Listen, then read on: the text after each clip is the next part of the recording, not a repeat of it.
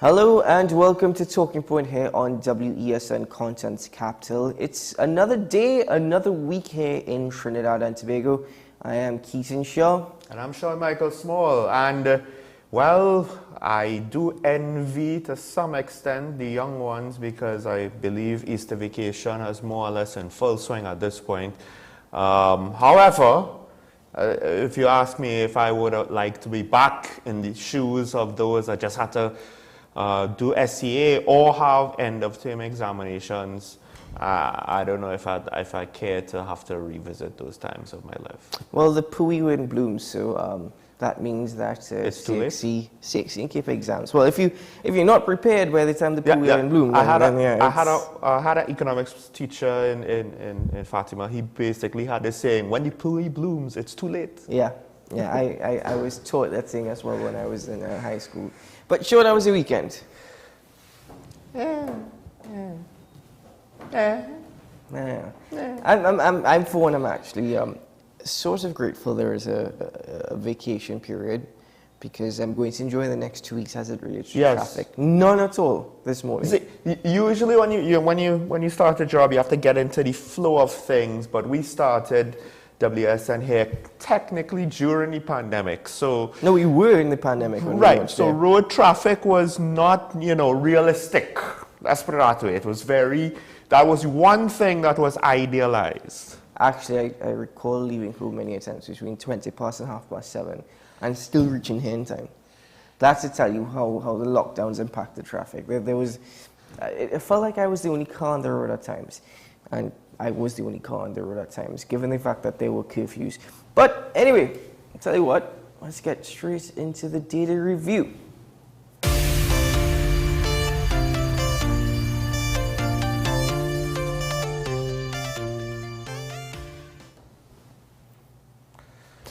Well, I quote from the Prime Minister, "Money hard to get, money hard to come by." Is it? Now, that may not be the exact quote, but we all recall him speaking a couple of weeks ago as it relates to follow-up, given the fact that the media took the direction that the Prime Minister was attacking the office of the Director of Public Prosecutions, as well as the Director of Public Prosecutions himself, as it relates to $45 million spent on rentals. Now, at that same press conference, the Prime Minister indicated that the government was actually going to review all buildings that were rented, or properties that were rented by the government, and see whether or not they're occupied. That's rather stupid that we actually have to do a review to see whether or not they're occupied. We should know whether or not they are occupied offhand. Well, but the way how the government is operating, I actually could understand that in the short term. Should it be that way? No. But I could understand that it is that way. But still, I applaud the effort, or need I say, I wouldn't even say it's proactive, it's reactive given the nature of the conversation into reviewing the properties rented by the government. Now, according to one FOI request by activist Ravi Balgobin Maharaj, the government is renting approximately 300 properties as it currently stands, and they spend close to $500 million a year in rent alone. But there is a catch to the FOI request. Sean, the Ministry of Public Administration released information. Yes. But there is still no clear details or any sort of paper trail as evidenced by the FOI request to properties that are being rented by the government. There's no information on the rentals. We right, don't know on the agreement. Yes, so we don't know anything as it relates to the deals or anything as it relates to the costs. Or the approval. Yes. But there's also seems to be, there were no figures provided for certain rentals as well. So it's strange because I will be the first one to appreciate that there will be some information that's sensitive, so it can't be revealed to the public. But why is rental agreements for the Ministry of Trade's rentals at Nicholas Towers, or the Service Commission Department's rentals, why are those national security secrets? Are those state secrets? Why are they secrets? And to me, I do wonder if somebody potentially was kind of overthinking it, but they thought they'd been smart, but not been that smart. Oh, it's a UNC activist, so they say the things we can't give him. But when the opposition or somebody who or you identify with the opposition or the country identifies the opposition asks for something and you don't want to give it, it looks as though you're trying to hide something. Not necessarily that is the case, but this is where perhaps, I don't know if there's some technicality within the Freedom of Information Act that basically just says what can and cannot be given out, but I don't, understand. It's not as though these are CIA black sites or Trinidad Intelligence Agency black sites. If we're using the example you gave of the Service Commission's office, specifically in Tunapuna, I can't see how that is a big secret. If anybody has been to the Service Commission's office in Tunapuna, I can't believe this is a government-rented office. It is appalling. Not bad, huh? It is, well, I would be doing an injustice in describing it as depressing. Injustice in the sense that that word really does not describe to the extent of which just walking into that space is rather just it's the feeling that you get walking into the space is like there's absolutely no hope or any sort of good that's going to come out of this. But let me not exaggerate too much for the sake of go visit it yourself if you can. With all that being said, obviously, once more, people will raise the fact that it's a UNC activist. Now, regardless of what you think of this gentleman, and trust me, there's a lot to think about this gentleman, and regardless of his political affiliation, because anybody, regardless of who put out the FOI request, it doesn't matter your political colors, I think this is good information. I think this is excellent on his part, and I'm grateful that he actually took the opportunity to try and get this done. Although the unanswered questions obviously are answers in themselves. Because once more, the story of One Alexandra Place has been raised. The former Attorney General, or now the Minister of Rural Development and Local Government, the Honorable Faris Arawi, well, his wife, Mona Nahus Arawi, is actually a director for the company that owns One Alexandra Place. And they collect roughly $600,000 a month in rent. Now, this is rented out by the Ministry of Public Utilities. What? $600,000 a month. That's just one building. But the article goes on to detail several other properties, as well as, interestingly, also listed those who are the highest paid landlords. GV Holdings Limited, with a monthly rental income of $806,068, or over $9 million a year. Colonial Life Insurance at $729,316 monthly, or over $8 million a year. Broadway Properties, over $7 million annually. Land Securities. In fact, if you go and take a look at the landlords listed, I don't think it's a surprise some of the names that are being called. For example, Tata Life Insurance, AE Hardy Holdings Limited, Massey Realty, NJ Nahus Investments Limited. Why would this be surprising to anybody reading this article? It wasn't surprising to me. The other thing is, when Patrick Manning had his last term, one of the reasons that I was told, at least, for a lot of the construction was to get the government out of renting expensive properties in Port of Spain. Of course, the irony is that it caused a bit of a row between the now political leader and the then political leader, when the now political leader, one of his financiers, basically, had the whole story about contractors not getting work. Stuff that we've seen since then in similar situations where, well, no, you just kind of vex because you're not getting any sort of advantageous placement on your work. But I say that to say now it seems as though, giving out large amounts of money in rent is on vogue again, potentially. And I think one of the main things is, one thing reveals something to some extent about other things. So what was the key thing about the DP's office? He didn't have space to have the staff that he needed. But take that implication in reverse. The irony is, what do we always say about the time? The ministries, public entities, they might be bloated. They have staff that don't work. They have staff that don't just not work, but don't show up to work. So to what extent now, not only do we have to ask ourselves about the ethics of conflict of interest, you're sitting on the cabinet, your family member that lives in the same house as you is part or head of the board, is more or less a beneficiary of a $600,000 deal, right? Not only would you have to put that into consideration and ask questions about that, and to some extent I was willing to let it slide because I understand the argument that TNT is a small country. But I think the main thing really is, why do we need to pay such exorbitant rent in the first place? And therein lies the missing information, the agreements. Why was it agreed? How was it approved? Those sorts of things. Why is it this building? Do we need a building of this size? Do we need a building of this expense? Does the ministry need this amount of office space, whichever one it is? Because does it need that amount of staff? I think all of these things need to be asked. And you're absolutely right.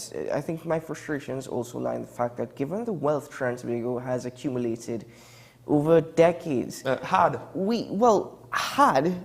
or have, however you'd like to phrase it, we should not be in a position where we're actually renting properties. Now, we all understand that the government of past actually wanted to share the wealth. Now, if this was one of their avenues, then it's not working out for us right now. That's short-term thinking. It's not long-term thinking. We should not actually be renting these properties or the vast amount of properties that are currently under public administration. Not at all. 300 properties, over $500 million annually. The Prime Minister actually, he spoke of the new Ministry of Health headquarters, which is to open sometime around June. So we're looking in about 2 months' time. By the way, I don't know if you've seen it. It's huge. But I must say, it's an absolutely beautiful building. It's brand new. I hope they maintain it, put it that way. Yeah, probably not. But the Prime Minister said that's going to save the government and the people of Transvago millions of dollars in rent annually. And I think that's good news. I honestly think that's good news. But this should be the case for most public offices, for most government enterprises. We should not be renting properties. We had... I'm not using the word have because I don't know what we have anymore. We had the capability to have our own buildings. We had, but the plus side, sorry, not the plus, the negative side of it is the buildings that we actually do own, we can't maintain. Having privately owned properties that we rent is less maintenance cost for us, right? That is what is the only flip side to this entire argument that I am putting forward. My last point on this is simply to say that why are we expecting long-term thinking from politicians? Yes, the PNM has a long-standing foundation, but the political careers of most of the people in this current administration is not that long, right? Maybe there are some older stalwarts, yes, some of whom you kind of wonder if they're being sidelined, how senior are they really? And to some extent, I think that for better or worse, it would, maybe the partnership administration especially might have been well, look, this short term, take what you could get quick, do all these kind of bacchanal things. I don't know if that was necessarily the case with Basil Pandey's administration, but it seems as though, now that's the vogue thing for politicians to do. To raid, however, whatever methods you have, because both parties have their own methodology to spread the wealth, and I don't mean in government programs. When you have politicians who are career politicians, they're not just in it to say, okay, you know what, I am going to put my best foot forward for the next 5 to 10 years. No, they're career politicians. You would hope for long-term thinking, especially in a small island. They don't need to be re-elected after about 10 years. Well, that's true. Once they serve their full 5 years within Parliament at the age of 55 years old, they're given their parliamentary pension. But look at the Prime Minister. Now that he's already reached close to retirement age, or at least the age that he is considering retirement, why does he need to worry about 10 more years from now? Close to retirement? He's past retirement. 65 years old for public servants.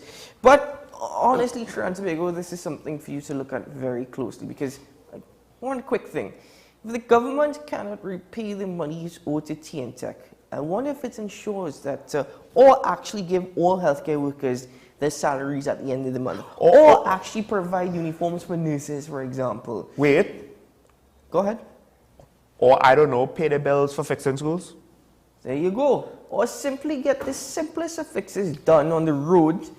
But Wait. I'm pretty sure that Mona Nahus Arawi gets her check at the end of every month. What about giving the TTPS money for the horses and dogs to have food? No, that's not an issue. That's not an issue? Yeah, don't worry, because if anything happens to the horses, straight to the zoo for them. Yeah. Anyway, let's move on now, ladies and gentlemen. Not being cruel, but that's just how we think here in TNT. Let's be practical. Let's be honest with each other. As we move forward now, this is a very interesting story. Interesting more so because some details are missing from the reporting, and I want to know why. Well, the nephew of a government minister was arrested on Friday and actually spent the night at the Marabella police station up until Saturday morning, and I've been trying to get some information on this. Can't get anything. Up until Saturday morning, they were still at the Marabella police station, but they were arrested after being held with armor-piercing bullets. What is a government minister's nephew, or for a matter of fact, anybody doing an armor-piercing bullets? Well, the report would need to be more detailed because, generally speaking, rifle bullets will penetrate most body armor used by police. Militaries will have a different level of body armor, which is a lot heavier and a lot more expensive. So let's go with that. Let's go with what you're saying. But 60 rounds of 5.56 caliber ammunition were found in his possession. The ammunition is used in high-powered assault rifles, including AK-47s. So, okay, we're good with your theory. The suspect was actually in the front passenger seat of a black Ford Ranger, which was actually stopped by police before 2 p.m. after they observed that he was not wearing a seatbelt. Well done to the police, although I must admit this sounds rather odd, but seriously, well done to the police. Most police officers don't stop anybody for speeding or for breaking a traffic light, but I think this is good news. The irony is, it happens in law enforcement. You stop somebody for something minor, and you end up pinching them for something major because, I mean, okay, this is based on one report. There is another report that the details are slightly different in another daily newspaper. But according to the initial report that we were looking at, the young man decided to bolt. He just decided to run like a guilty person. They're stopping you for your seatbelt. He runs. He has 60 rounds in his possession. The initial story said in his pocket, but no normal pocket is going to hold 60 rifle bullets. That right? man has Ziploc freezer bags for pockets. But I'm just you see, like, you don't compound your mistake. If you're doing something that you think is illegal, it doesn't even have to be illegal. Why are you doing things like not wearing your seatbelt? And then, but then again, why am I encouraging criminals to be smarter?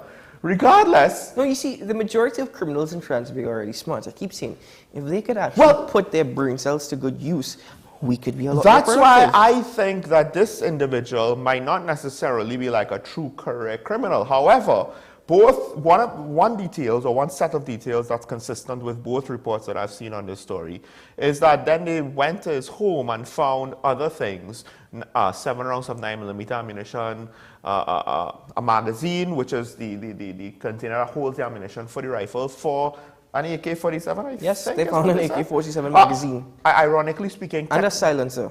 Right, that is exceptionally illegal. All of this is illegal. No, but how do I put it? There's literally no legal. You could potentially, at least in some jurisdictions, legally own an AK-47. Okay, not in TNT. Right? Not okay. But a silencer, on the other hand, I don't think is legal anywhere for any civilian to own, at least in any sort of Western democracy.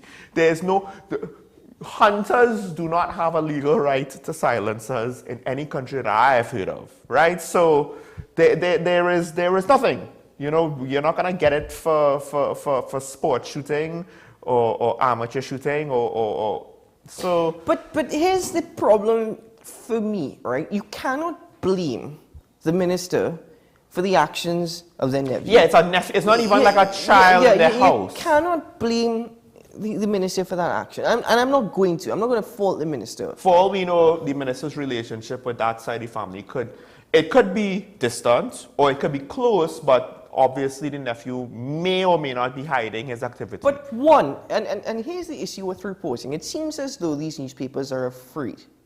Because usually, the usual bit goes is that whoever is arrested, their name is named. You know? Once they're 18 years and over, once they are arrested by the police, they're named. Why is it that you refer to a minister's nephew, but you do not refer to them who the minister is? Well, and two, why don't you call the nephew's name? Well, I don't understand that. So one of the stories does not even refer to the fact that he might be a minister's nephew. So there's always a chance that it's a mistake.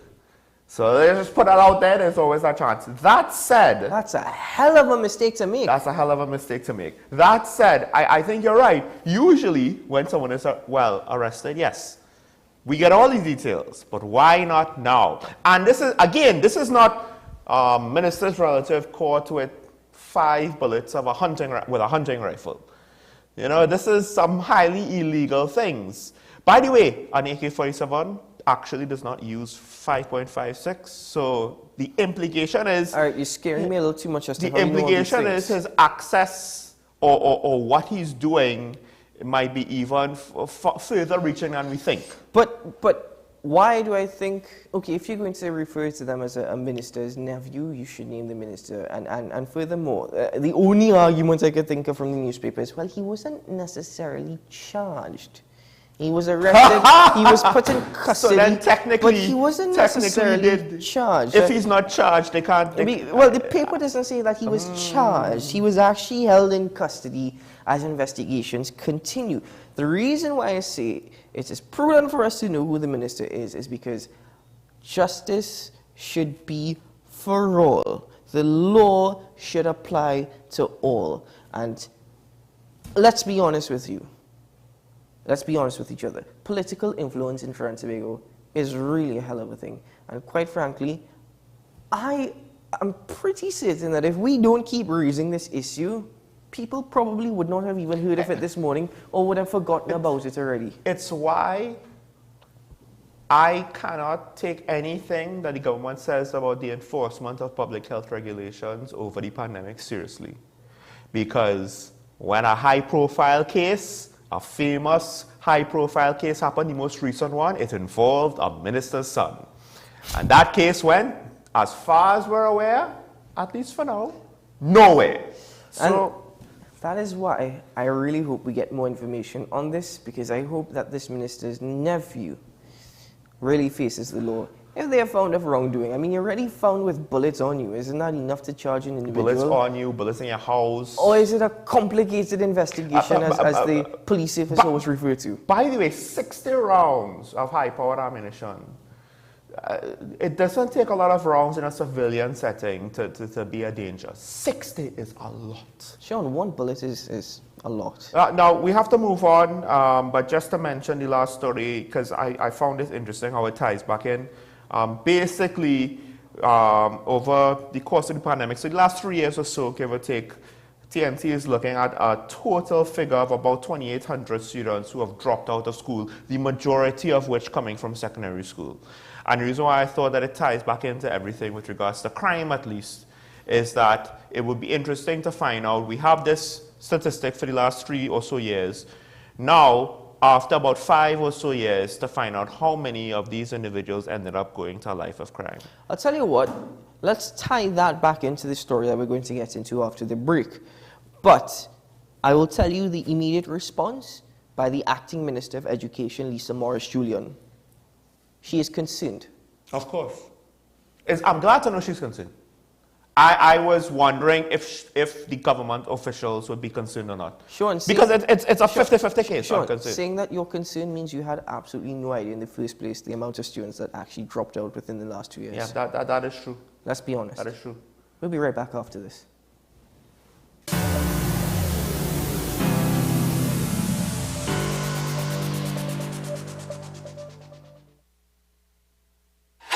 FanZone, your reliable, authentic supplier, has just gotten better. You can now visit our website www.fanzonett.com for your authentic wear and collectibles. The only place where you can use both your Visa debit and credit cards.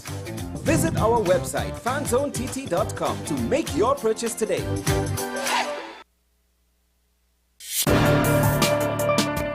People really want to know, what about me? Where do I fit? Yes. What is in the ride for me in terms of a better Trinidad and Tobago? And I'm pleased to shed some light on that. The purpose of bail is to ensure your attendance at court. That's it. It is not punitive. It is not rehabilitative. We, the police officers, we are professional, and we are here for whenever the survivor is ready to come forward. We have the right to private and family life, the right to religious freedoms and beliefs and thoughts and expression. But these rights are not absolute. Certain rights can be limited. The law is to govern the whole, it's for all of us in public.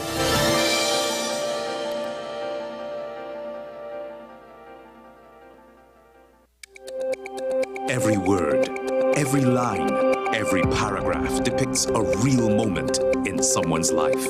A father, a sister, a mother, a brother. We at Newsday are dedicated to you, the people, and through independent, unwavering journalism, strive to always bring your stories to life. Because your stories are more than just words. Newsday, independent and credible.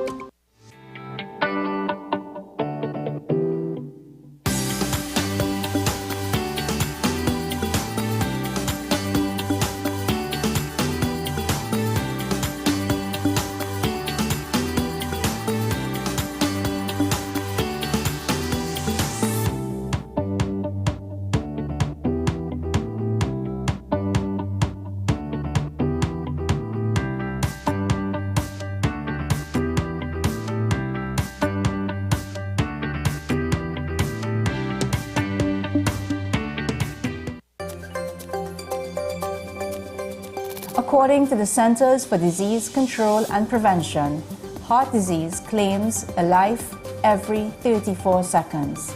Our relative sitting down across the table is experiencing a heart attack as we speak. It is important to seek medical attention urgently because prompt treatment of a heart attack could prevent extensive damage and death.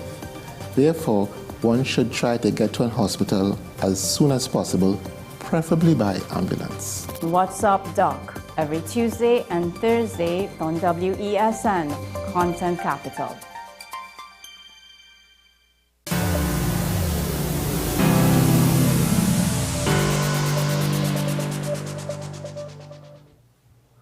Welcome back to Talking Point, ladies and gentlemen. And of course, the crime situation has been an ongoing topic of concern for politicians and TV show hosts alike. And one of the subgenres of this topic, if you will, is that the new police commissioner, she has intentions, she has plans, and she has recently unveiled a 10-point plan to reduce crime at a symposium co-hosted by the UE Trade and Development Unit and the Confederation Regional Business Chambers at UE's Teaching and Learning Complex. That was on Friday. Now, looking at what has been reported of the plan, I find it interesting.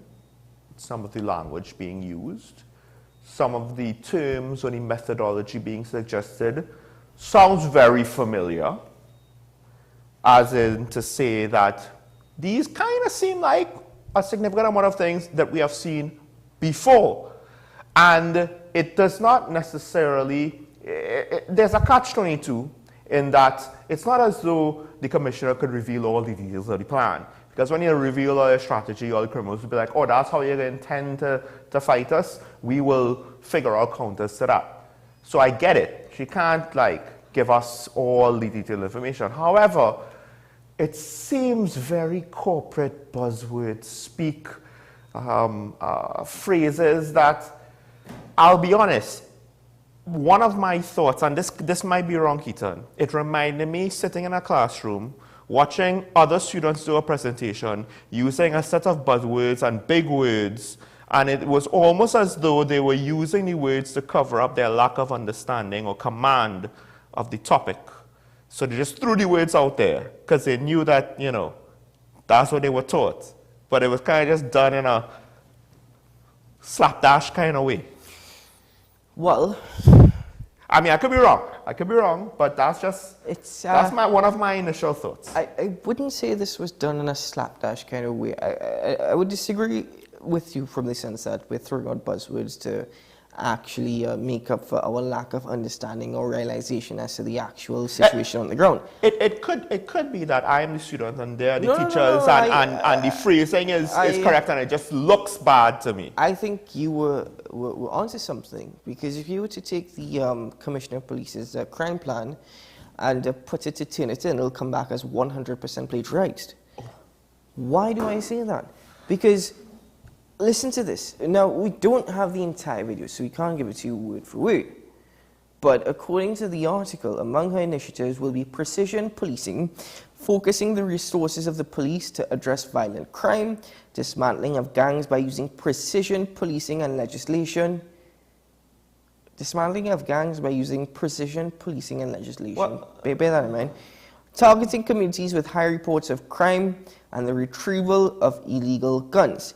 A funny thing, if you actually, and I don't know if this is the fault of the reporter, if this was said, but if you actually, I believe, if you type this in a way, they might mark the redundancy of precision policing twice. She also focused on transnational crime by using available resources targeting gun and drug trafficking, human trafficking, money laundering, and cyber crime. She said her 2-year plan will also see police enhancing its intelligence gathering capabilities and greater use of technology in its operations. Okay. We have the intelligence already. That's not the problem. Police know about all the crimes. Everybody know about all the crimes. We just can't prove nothing in this country. Nothing. Can't prove sex workers working in brothels. Can't prove gang members that we know in gangs or in gangs beyond a reasonable doubt. We can't prove it. We don't need more intelligence at this rate. At least that's the implication of all the news we get in from all the crime stories. You said more intelligence. That only applies if there was intelligence in the first place. Gathering. Right. Gathering. But I think, to me, this is, I've heard of this so many times before from commissioners past, and now we're hearing it from the commissioner present. This is not a crime plan as such. This is just an essay or a thesis as to basic criminology. To me, how is it that this plan is going to be effective if it is you yourself are just taking something that your predecessors from the past weren't able to achieve? So, in other words, what makes it different? What makes you different? Are you some magician or by some mystical means are you going to get the powers to actually ensure that all these things work? But this is the thing though. So our plan would be, how do we accomplish something, right? Given what we have. If you have a small business, if you're a CEO, if you're a manager of a big company, small company, whatever, what does it all boil down to? Not what you want to do, but what you can do with what you have, right? Don't matter how big you are and how rich you are. And that's the argument that she's making. I would just like to figure out, how is she achieving all of this? Because all I'm seeing is we're going to add things. We're going to add expenditure because we're going to add more capabilities because we're going to look into more things. Are we going to get more personnel? Is there going to be a drive to increase the TTPS? Or, to be fair, are things going to be made more efficient? And how? Because the public service, of which the TTPS in this regard could be lumped in as one of them, is not known for its efficiency or even its 100% diligence amongst all of its members. No, so you see, with their work ethic. So, given my initial soliloquy, I would still say that the Commissioner of Police has my support. Now, in the last few months, since she has become Commissioner of Police, well, confirmed as Commissioner of Police in February, I must confess myself as disappointed because she has not stated or said anything different. I mean, even former Commissioner of Police, McDonald Jacob, he spoke about God, many a times, and the need for that. She's spoken about spirituality, but up until I think was it Friday or Saturday, the murder toll for this year was 142, comparable to last year for 132. Let's take another aspect, another part of what was reported that was said as an example. She will adopt a zero tolerance on police involved in criminality. Again, I wonder if that's the English of the journalist or of the presentation. No, I think it's English of the journalist. It's not in quotation Okay, marks. so we will work to create a cadre of officers that the public can trust to act with integrity and do the right thing always, and to treat them fairly and respectfully and punish errant behavior. What does this mean? Does this mean that there will be another police investigative bureau that investigates police criminality? Or is she just saying we're going to improve the police service on a whole? Because I do believe this was one of the major things that her predecessor, right, touted and campaigned on, for lack of a better way to put it. And she also said the police will increase visibility with direct patrols in hotspots, which will improve roadway management to target offenders. Again, these are things that we have. There's nothing, not only is there nothing new here, but it's framed in more or less the same old way. It's presented to us in more or less the same old way. There's no talk about any sort of changes with regards to budget or allocation. So we're getting the same buzzwords. But the follow-through seems the same. So why will the results prove to be any different? Two things. One, let's give her time. Okay, 2 months. 2 months has passed. We're giving her until June. The murder toll. She has 3 more months. Rate waits on no one. I understand. She has 3 more months. She right? said June we're going to see a difference. So I know it's unfair, but the murder rate waits on no one. But two points. One, look at where she chose to actually release this 10-point crime plan. This is not something that the entire public was privy to. This is a gathering within the University of the West Indies. Right. Right? So this is not Which was, from what I understand, was a big deal with regards to crime. And I actually thought it was good that she went there. So, no, it's excellent that you go yes. there. But you would think that, again, I'm not hearing much from police press conferences or whatnot, but you would think that these are things that you address publicly to the nation, right? Let's start. But go on. My second point is, earlier with Christopher's crime plan actually sounds rather good when compared to the Minister of National Security's comments at this particular venture. Economist Roger Hossain actually linked crime to low economic activity here in Trinidad, something that we've heard of quite often and an argument that many economists have put forward previously. But the Minister of National Security, who spoke after Dr. Hossain said his part, disagreed between the correlation of low economic activity and crime. Instead, he linked crime, and more so violent crime, to movies with pornography.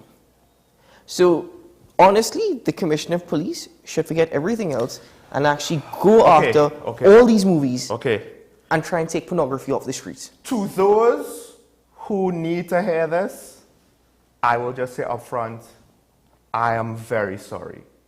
I am very sorry for what I'm about to say. That man is an idiot. That man is a complete moron. I think you just softened the blow that man by apologizing. No, I was apologizing to him. Those who know, right? So I apologize to other people out there. That said, that man is a moron. Because that is complete and utter stupidity. I will say that obviously you have to be absolutely careful what you expose the young people to. But really?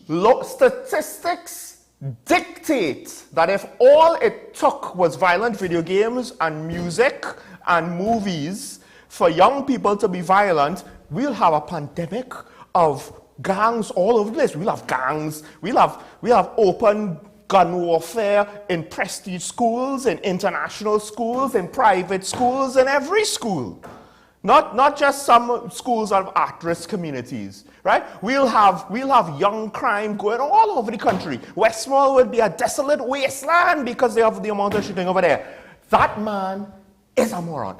And I'd just like to say, statements like that right? And then the potential, because again, it was reported, don't necessarily know 100% if it's true, but the potential fact that a minister's nephew may or may not be protected, the minister might not even be, to be fair, trying to protect him. It could be the officers or somebody, some bureaucrat, just doing it, because that's the way that our bureaucracy works, right? It's automatic. It could be the media house affair. Could be the media house, etc. But my point is, it does not bode well to a crime plan when the Minister of National Security is espousing nonsensical, stupid, uninformed, very lacking of detailed or practical solutions or any sort of measure that could be implemented to help the immediate problem.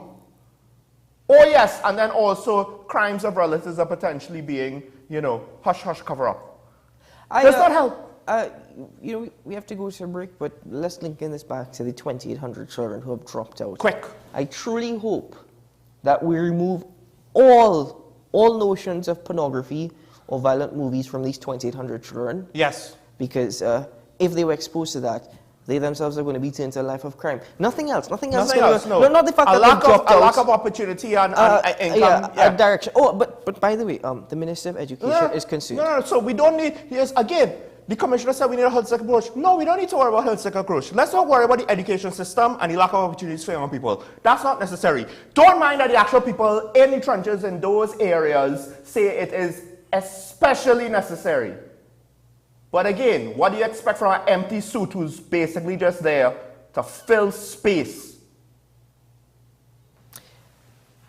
Well, I have nothing more to say about Fitzgerald Hines. I usually am the one to go after him, but it seems as though I triggered you on this morning, and you know what? I can't blame you entirely. People are dying, and that fool is spouting nonsense. Well, guess what? He's an elected fool. So who are the real idiots here in TNT? We'll be right back after this.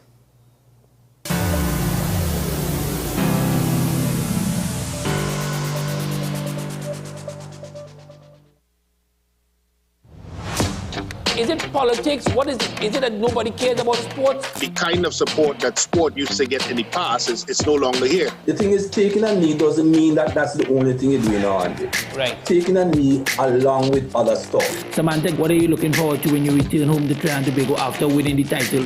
Thank you very much for speaking it into existence. Is it no pressure on Nicholas Ball? It makes me more motivated to work hard and to go out there and rep the white and black. Why are we sending a team to the Winter Olympics? There are a number of Trinbagonians who are in the diaspora and have grown up in winter sport. It's an opportunity that the Trinidad and Tobago Olympic Committee will not close the door. I also believe in the players that we have. Once you can motivate the players, you can get the best out of them.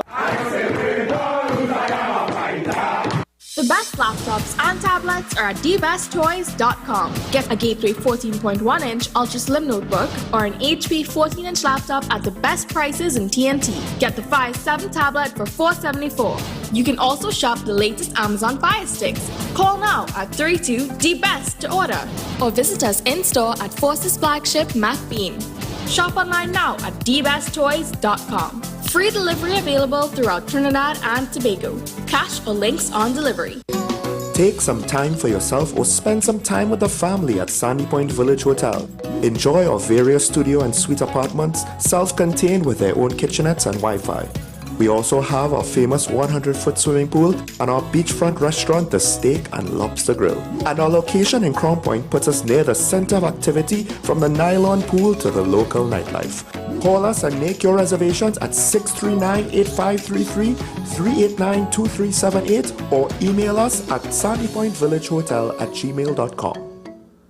With society plagued by a host of issues, with debates surrounding our urgent concerns falling short, with questions of our future not always being answered, the conversation continues.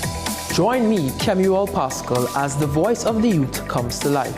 We will confront the controversial topics of today's world to gain answers that are key for a better tomorrow. One and One with me, Kemuel Pascal. Wednesdays at 10 a.m. Only on WESN Content Capital. Join me, Sule A. Joseph, as I delve into the day-to-day psychological issues plaguing our society. We will discuss behaviors that encompass the biological influences, social pressures, and environmental factors that affect how you think, act, and feel. Sight, Thursdays at 11:30 a.m. only on WESN, Content Capital. Every word, every line, every paragraph depicts a real moment in someone's life. A father, a sister, a mother, a brother. We at Newsday are dedicated to you, the people, and through independent, unwavering journalism, strive to always bring your stories to life. Because your stories are more than just words. Newsday, independent and credible. The issue, the continued rise in the price of flour and its impact on the cost of living in Trinidad and Tobago. How should we go about it? I want to ask you, what has been revealed to you about the state of vulnerability in the country because of this exercise and because of what we're going through? Is the government losing the war on the vaccine front? The discussion should revolve around the common good for the greatest number of people in Trinidad and Tobago. How do we inculcate a sense of respect and regard for people who may not be of your own political ilk or persuasion? The communities are now being used by political opportunists. So when the tables are turned, it's the same way. Okay, this has been 10 Questions. I'm Andy Johnson, and we'll see you next time.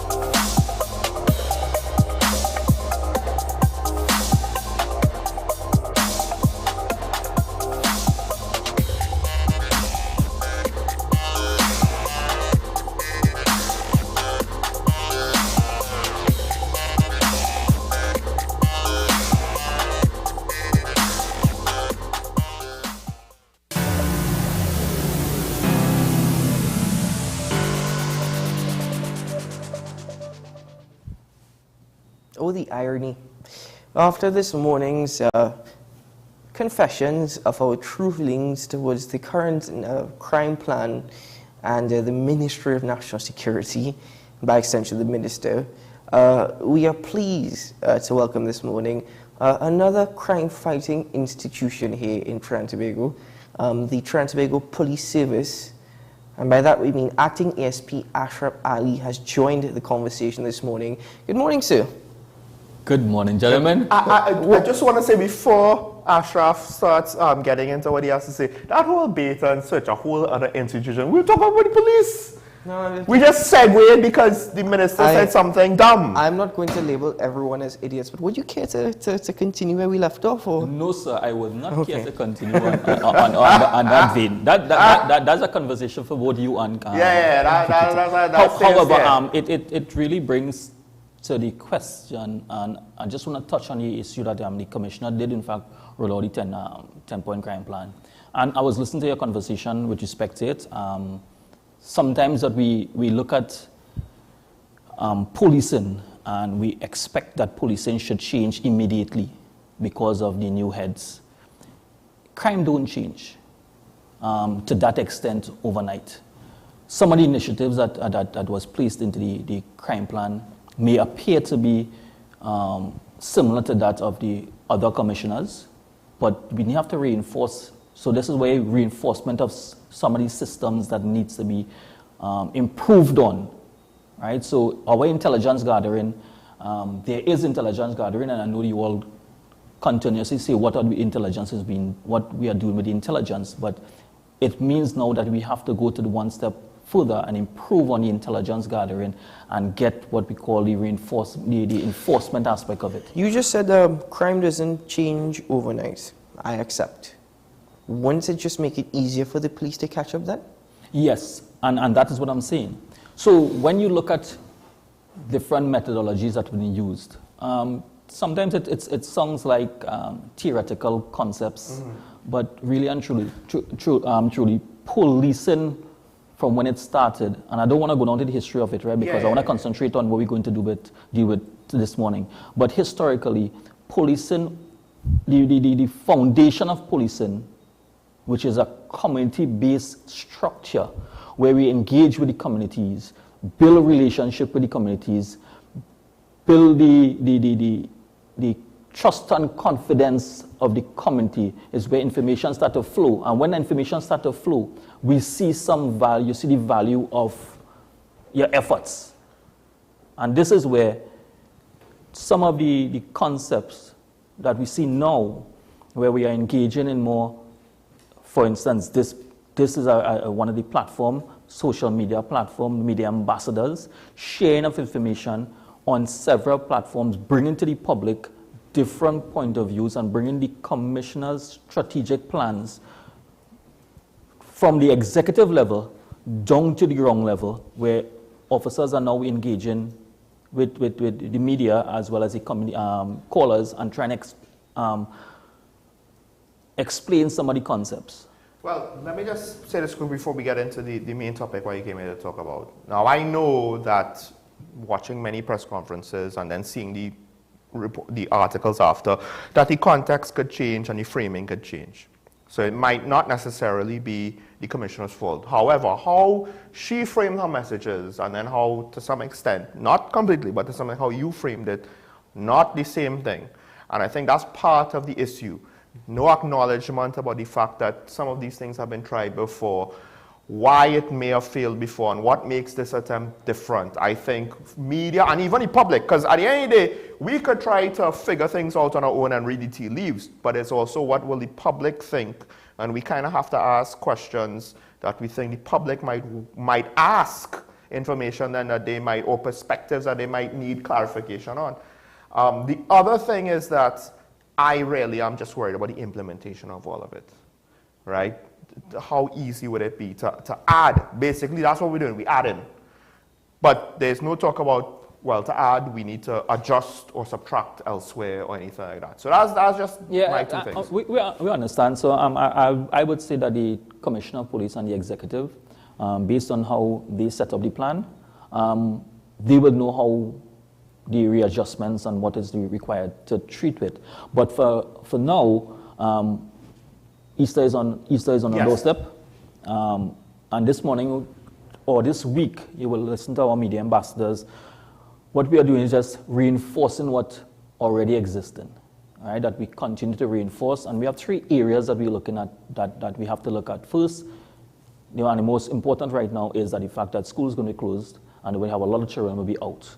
And we already had the issue. We already have issues with surrounding children and parents and guardians not really being parents and guardians when it's supposed to be parents and guardians in taking the care of the children of them along this time. Now, one of the things that we a lot of times you hear parents say that, or persons say, let me don't narrow it down to parents, where persons indicate that I left my child with an adult. Leaving your child with an adult doesn't really mean anything at all in this current age. It has to be a responsible adult, because we know sometimes when you leave children with an adult, it just by just the fact that you leave them with an adult and there's no supervision, there's no care, things do happen, right? And we have history. We don't want history to repeat itself. We know there are incidents that children lost their lives in the care of adults, right? So in this Easter period, we're trying to reinforce again that it is an offense, notwithstanding the offense. We don't want to have to hear the offense or an incident to charge somebody, because at any day, a child would have lost their life, or a child would have got injured in the care of an adult. Leaving your child with elderly parents, sometimes your elderly parents might need some care also. So that really does not help, because the child might be the one who have to take care of the elderly parent, right, or your grandparent, because that is the adult they consider to be in the home, right? So there are certain things that I'm saying in this Easter period. When you're choosing to leave your child home, take a little more time and consideration who you leave your child with. Your child with. Now, we have the aspect of a lot of summer camps or Easter camps will be opening. Yes. Please, to the general public out there, we're reinforcing and we urge you to do some research into these camps. Find out who are the persons who will be taking care of your child or your children during this Easter period. Look for some person, make sure that the persons are legitimate, ask questions about what is going to take place. Especially if these camps would be venturing on outdoor activities, such as hikes and going by the beaches or going by waterways. Should it be a regulation that the coordinators of such camps, and this is just something I'm thinking of, following what you just said, and maybe it's something that the TTPS could think of as well. A regulation should be that these coordinators and all those participating have a certificate of character from the Trans-Tobago Police Service. If any parents who are interested in the camp, they can get more information on these individuals. I think that's a very interesting concept, and it gives some value towards the camp. But we could go one step further in that you can engage in the police in the district to find out about this camp, right? And this Easter camp, and let them do some inquiries, or they could go and visit, because we normally would go and visit the Easter camps that's set up in the district, especially if those camps they are going to do field trips, Right? Yes. Right, because we need to know where you are going and what happens is that we have a lot of police community groups who set up camps. Okay. So choose those individuals, right? Choose those camps. Go to those. Go to those. Longevity camps that have a history with good comments or reviews. Those are also things to look out for. Those are also things that we look at. So it's doing a little due diligence around this period, because at the end of the day, we know parents will have to work, school closed, they would not have the opportunity to take care, so they would not send them to the camps, but just not sending them to the camp for the purpose of, I cannot take care of them during this period, send them by somebody else. You need to do some due diligence of the individuals. Quickly, Easter vacation, it's another vacation time. How concerned is the TTPS about drinking and driving or any sort of other? Well, we're always concerned, notwithstanding the Easter, but this period heighten the amount of drinking activities and alcohol use this period. And when you have other activities, fetes, parties, beach lines, with alcohol included, with a lot of teenagers who have free time, going to the beaches. So you have another dynamics we have to look at, because all of that add together sometimes causes a lot of challenges. Only last weekend, there was a road fatality in Port of Spain. The person subsequently died at the hospital. And that is one of the things that we continue. So that's another fatality added into this year. And during the Easter period, we do not want to hear fatalities, because we keep on reinforcing over and over, drinking and driving, using the exceeding the speed limit, and reckless and indiscriminate driving. You have to understand, you must drive for the other drivers. The road is not yours alone. You have to take care on the road. Just on the way to work, I have to dodge people like that. I'm not in any way trying to bash the Trans-Tobago Police Service. I appreciate you coming on, and this messaging is very much well received. In that same light that you've just mentioned, I too have seen, some reckless driving by police officers on the road. Now, there are instances where emergencies are happening. They have to try and pass through traffic, which we totally understand and accept. But if I use the example of one particular private police vehicle on a morning, I'm not going to call the number plates. No, I would like, so I'm putting it out right now. I'm putting it out right now. If you see a vehicle that is registered, that carries a blue light, unmarked or marked, and the public views this vehicle doing things contrary to the Motor Vehicle and Road Traffic Act, it brings the police in disrepute in the way that we operate. Bring it to the attention, please. I'm glad for right? that. Bring it out. Send it to us, right? Send it to me. I am on the media ambassador. I'll send it to our media ambassador, our corporate communication. The commissioner will get it, and we will have to treat with that, because at the end of the day, we cannot come here and chastise the public when we, the Trinidad and Tobago Police Service, is doing the same thing, right? But we have to give the officers an opportunity to explain themselves. What was the circumstance. But at the end of the day, we have to set a standard. Well, just to close the segment, we have to break now for news. But ironically, I was going to say the same thing, but in reverse.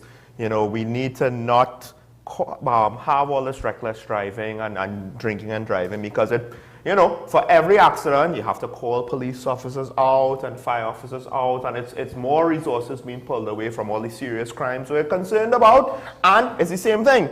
If we, the public, don't do our part, we shouldn't really complain about the police not doing their part either. So it works both ways. Of course it goes hand in hand. Of course it goes hand in hand. And I'll just emphasize that point further after we break for news on the hour.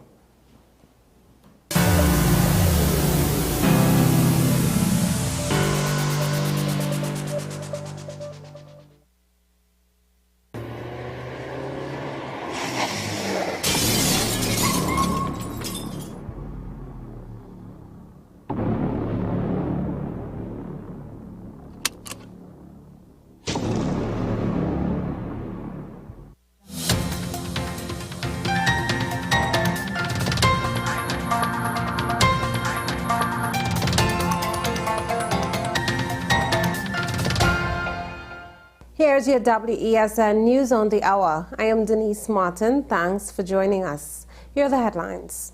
Mother and 7-year-old daughter perishes in fire. Prison Officers Association denies agreeing to 4%. Opposition MP says government continues to make comedy of errors. And internationally, oil prices surge after surprise move to cut output. Now for the details. A Zaparian mother and her 7-year-old daughter have died after a fire broke out at their Quinham home on Sunday morning. Dead are 42-year-old Kim Morris and her daughter Zaya.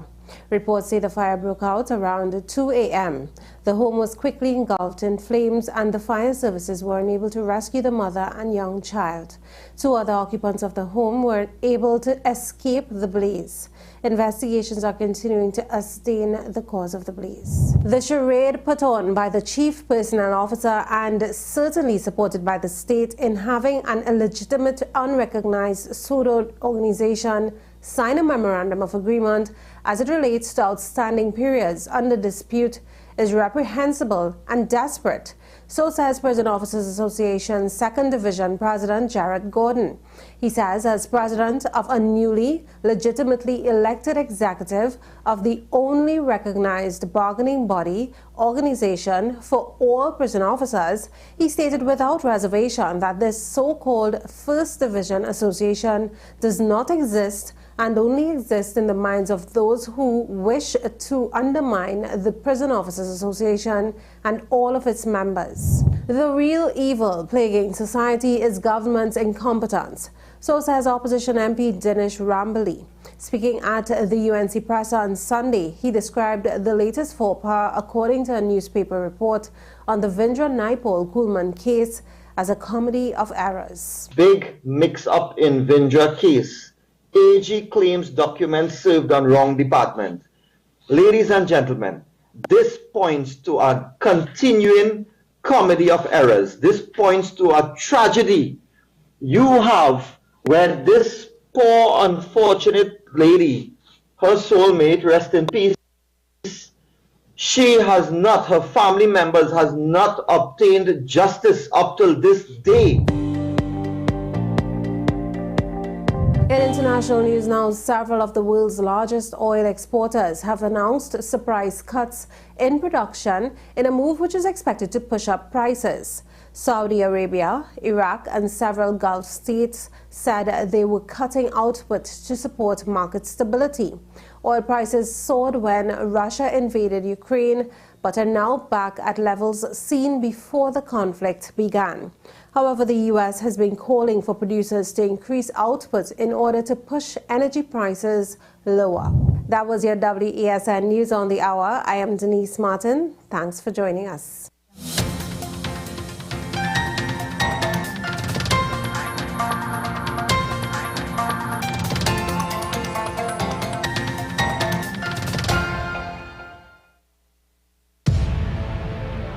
But if we died with Christ, we have faith that we will also live with him. We know that Christ has been raised from the dead, and he will never die again. Death no longer has power over him. He died to sin once and for all with his death, but he lives for God with his life. Join WESN as we explore the death and resurrection of Christ with He is Risen, a perspective from bearing leaders within the Christian faith. He is Risen, starting March 27th, only on WESN, the content capital.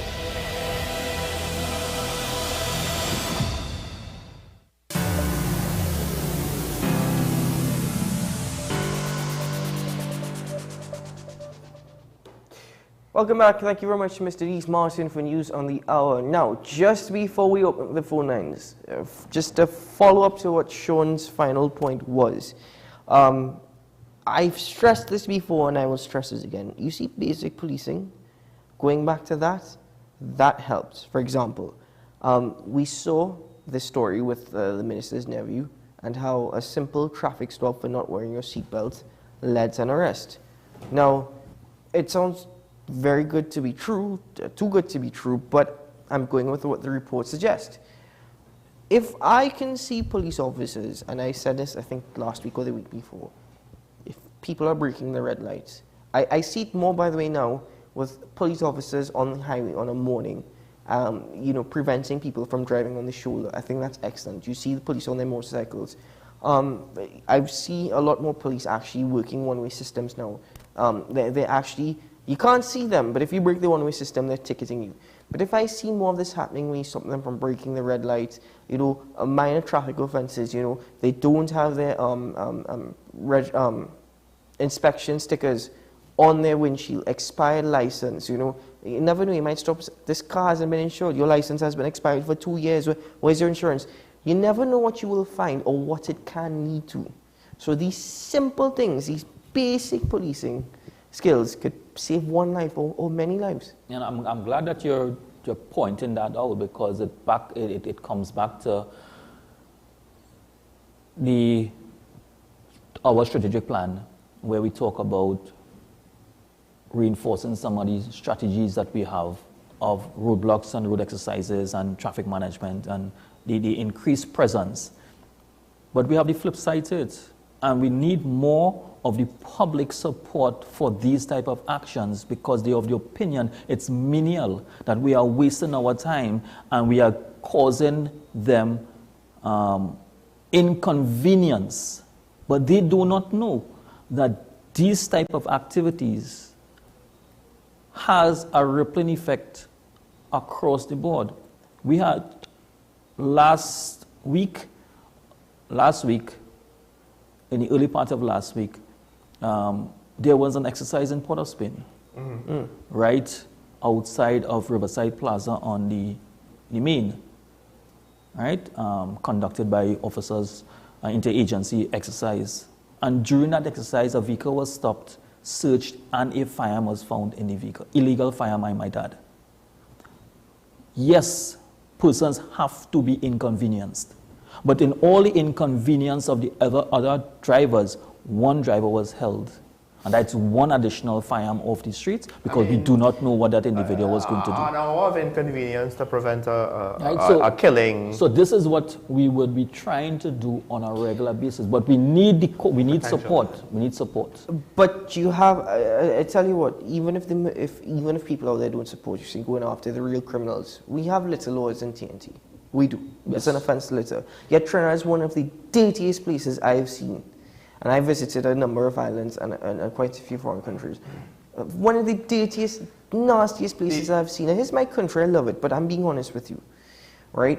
We have litter laws. If we can stop these basic things and tell everybody you are not immune from prosecution or from the wrath of the law, right? Show them. This is what people need to understand. Well, unfortunately, then it also touches on you have to kind of show them that corruption could be taken on for you, you know, so that all your laws have value.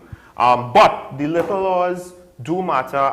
When I visited New York a few times, that was more or less when they came out of their crime fighting issues, right? And when they had a relatively good peace going on, right? They had police officers on many corners. The streets were very clean compared to Port of Spain. Very clean. And it was a different urban experience. So I very much agree with you on that. One final point from me. I think for these things, though, to get a lot of these things done, because I'm always concerned about the TTPS being overworked. I think it comes to a point in time where we need to recognize, both in the police and in other things, bad apples need to be weeded out. And it's not just about the corruption, right? Because when you think about police, you think, oh my gosh, and the corrupt police and criminals in the police service. No. What about just the lazy ones? Because if, you know, it works both ways. I can't be concerned about officers being overworked when there's potentially, like any other public sector, lazy officers as well. I think the best thing is... So, because it could be that we need more officers, but before we get to that point, you know, how to utilize the budget that we have to the fullest extent that we could utilize it. I would like to open up the phone lines, but Yes, I think the best thing is when you go to a police station, they're very kind and they're courteous. They take your reports and then they never hear anything again. Take your report, but there's no follow-up. Ashraf Ali will talk. Let's open up the phone lines, ladies and gentlemen. That's noted. Let's open up the phone lines where you, the viewer, can join the conversation this morning. Share with us your thoughts and opinions. We explored topics mostly surrounding national security, but if there's anything else that you'd like to touch on, feel free to do so. Just kindly be mindful of the timing of your contribution. Don't call in at the very final minute, and please mute your television when making your contribution. We have a caller on the line with us from San Fernando. Good morning, caller. Good morning, gentlemen. Good morning. Good morning. 2 points this morning. The first one is when you all discussed state rental properties. There was only one administration that tried to deal with this. That was Mr. Manning, when he built that waterfront and then the government campus. And then there was one building in San Fernando which was eventually converted to the add-on to the hospital. That was the only serious attempt to deal with this amount of expense that the state has been spending over the years. And if you look at that money, you know that money goes? The state has the cabinet, and I specifically zoning in on the cabinet of all the governments of this country. The cabinet's friends and families and financiers are the ones, and over the years, and that is the money that has been put into, they have created monopolies in all segments of business in this country from that money. That's my first point. My second point is, morning ASP Ali. Good morning, sir. I would like you to convey a message to the commissioner when you get a chance. I would like the commissioner to go to the Minister of National Security and by extension the Prime Minister and try to remove this this marijuana have person. ASP, you are a police officer and you know that is a little more than an ounce. You know how much marijuana 30 grams is.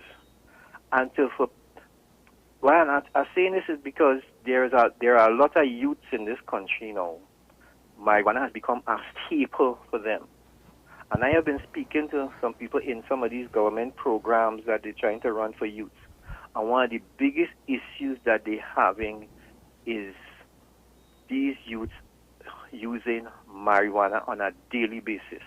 And I kept saying, from the beginning of when Dr. Rowley implemented this, I said Dr. Rowley has put the nail in the coffin of the youth of this country from when he did that. and we are reaping it, and we're going to reap even more. And I hope, gentlemen, if you all would get somebody from MIC, probably Dr. Imbert, and get into the programs, because I know that fact that these programs are not being utilized by the youth because they seem to have this sense of hopelessness, and marijuana is a big factor in that. Thank you, gentlemen. Thank you very much, Kola. Kola on the line with us from Dabity. Good morning. Very pleasant morning, gentlemen. Good morning. Yes, we are strapped. I hope that you all had a wonderful weekend. We hope you did as well. I'll be very short because you all have actually hit all the nails on the head. You drive them straight home. You all came up with all the points, but I want to be very critical with respect to that 10-point plan. First of all, I'm in total agreement that the medium utilized was the wrong medium, and it should have been done through a press conference. Yes. It's really you all and your department, you all are doing a wonderful job. So you all know exactly how to reach out to the general public. Secondly, the 10-point plan, as the host of this program mentioned before you coming on, I don't know if you would have heard them, that it makes no sense at all. It makes no sense at all. And if the plan is wrong, firstly, then the implementation of the plan will not go right. So I think that there needs to be a relook at the plan and see how best, that it can be done up. I'm not seeing anything innovative with the plan, ASP Ali. And I want to know whether or not there was buy-in from junior officers, not junior officers, the major stakeholders with this plan, because there's no way it can go forward if they aren't buy-in. So thank you a lot for the opportunity this morning, gentlemen, and you all continue having a wonderful program. Thank you, Kola. Thank you, SP Ali, for sharing your thoughts again this morning.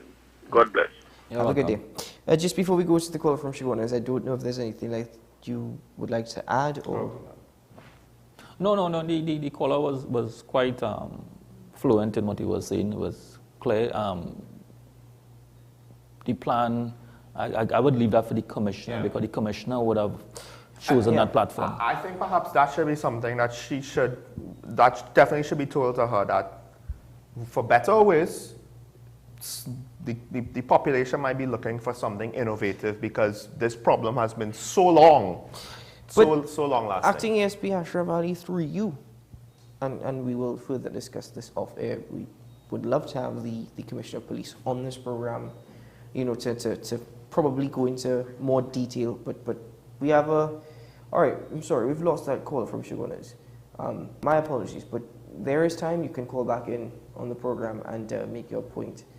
The phone lines are still open, ladies and gentlemen, and they're clear currently. I'll take a moment, if there's anything to answer the caller, just to remind, again, I'm working on the assumption that details of the plan were not necessarily given out. They didn't throw out the baby with the bathwater in the presentation.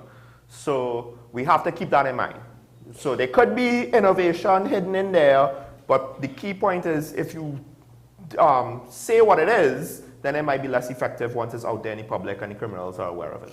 We have a caller on the line with us from Cascade. Good morning, caller. Gentlemen. Good morning. Good morning, sir. I want to remind Mr. Small that even fools have their story too. And the reality is this, that we have come to expect too much from our elected officials. You cannot, as it were, hope to get quality from a basket of mediocrity or less than mediocrity.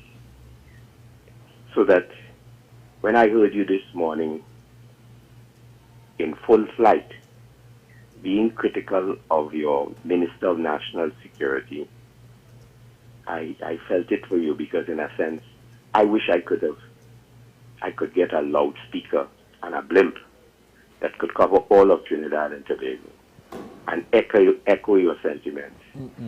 But I would not do that, because I know even the fool has his story to tell. So we must let him tell his story. Thank you. Thank you, we have a caller. caller. I'll respond to that after the call.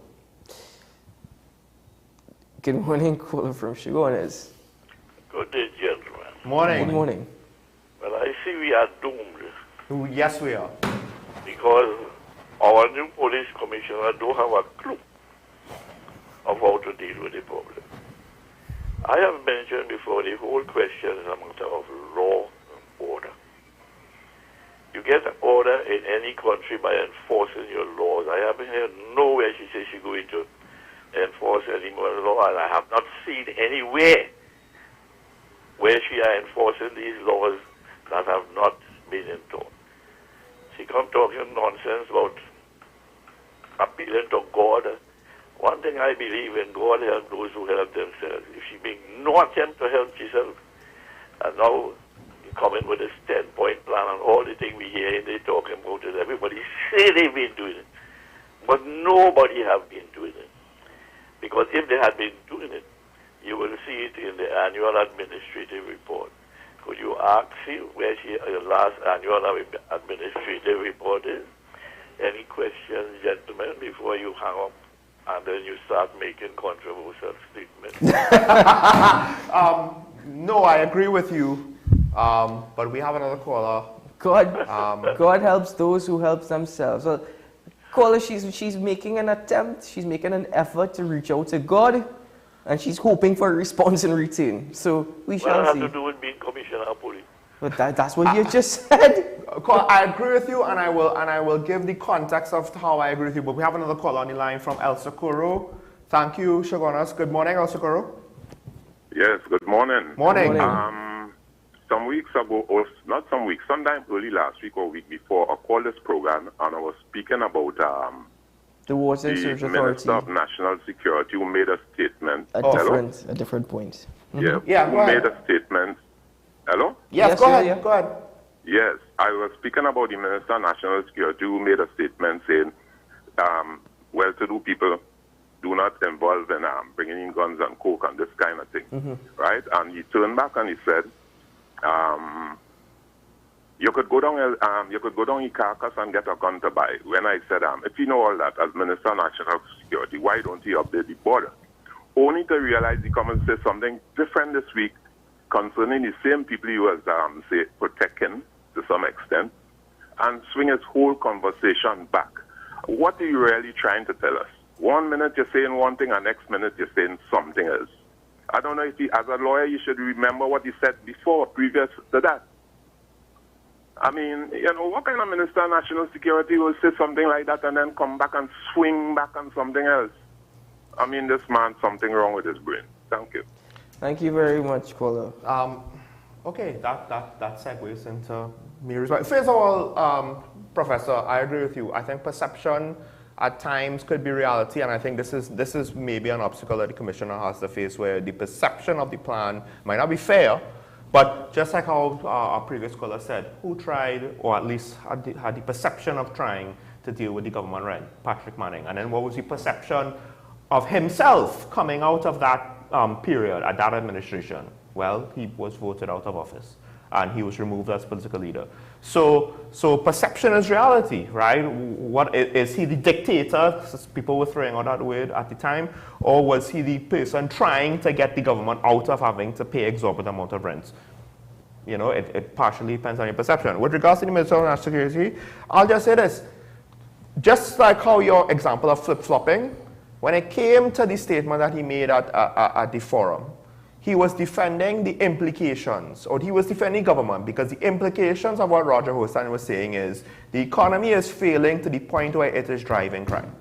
So as a member of the cabinet and the current administration, he is defending it, which I understand, that's his job. Just he unfortunately is not necessarily a man with any great or deep philosophical thinking or ideologies from which he can utilize to give an effective defense. So he pulls out some whatever surface level low hanging fruit that he could to defend that position, when the reality is we have a lot of law-abiding citizens that engage in all of those things.